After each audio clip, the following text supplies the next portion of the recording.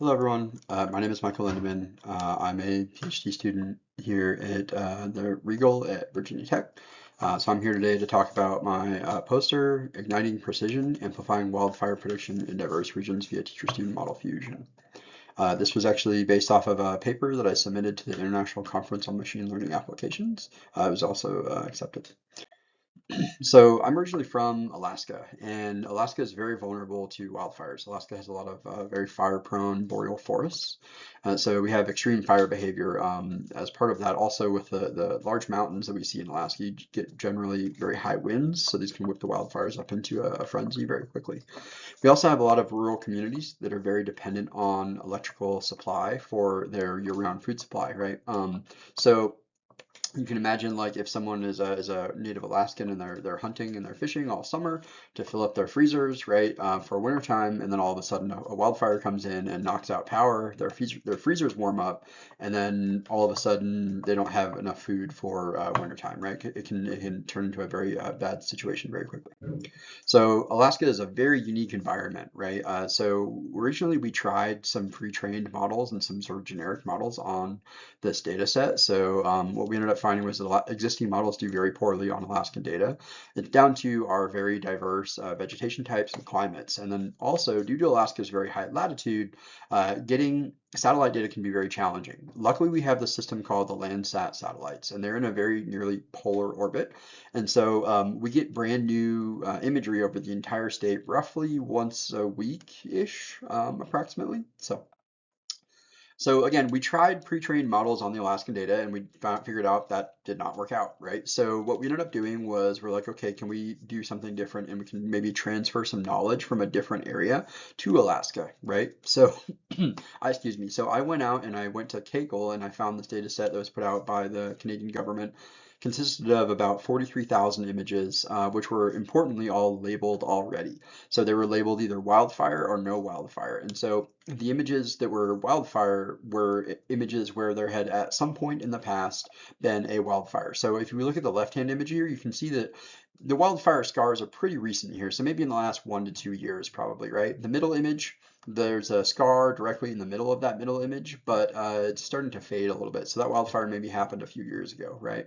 The right-hand image, however, you can see that the tundra and everything is almost fully recovered, right? This is basically what a standard, say tundra might look like, right? So each image was 350 pixels by 350 pixels, and they consisted of what we would consider medium to high resolution satellite imagery. So the on-ground resolution was not published, but we think it was somewhere between 1 to 5 meters is the on-ground resolution. So you compare that to what I was able to generate for the state of Alaska. So these images were originally I started with a spreadsheet from the Alaska Interagency Coordination Center, and so I essentially took the latitude and longitude of all of the fires that were in the spreadsheet going back like 50 something years, and I was able to generate a data set of 1,500 images, 1,000 of which were wildfire images, and 439 were no wildfire. To make things apples to apples as most apples to apples as possible, I made them 350 pixels by 350 pixels. So as you can see, though, there's a very marked difference between the Alaskan images and the Canadian images as far as the image like quality, right?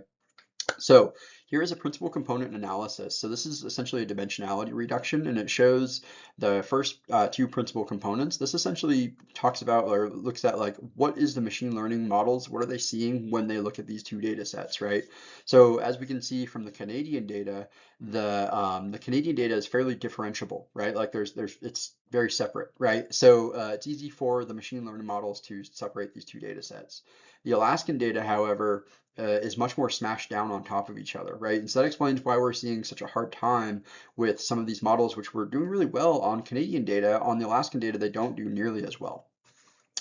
So if we look at some of the other stuff we tried here, so again, we tried some pre-trained models, we tried a bunch of other stuff, and essentially the highest accuracy we saw was about 75%, and that was a custom CNN that we did on the Alaskan data. However, that same custom CNN on the Canadian data was 98% accurate, right? So a very marked difference between the Alaskan data and the Canadian data.